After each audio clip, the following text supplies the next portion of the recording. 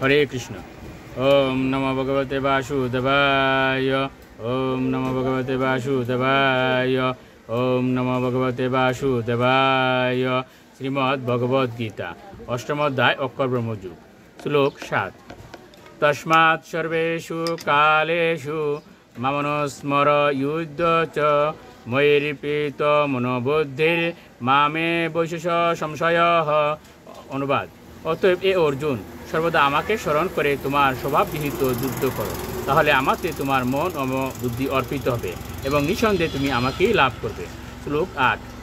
অভ্যাস যুগ যুক্তেন চেতসা নৈন্যগামিনা পরমম পুরুষম দিব্যম ইয়াতে পার্থনু চিন্তয়ন।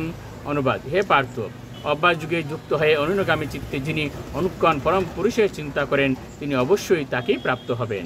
শ্লোক ৯।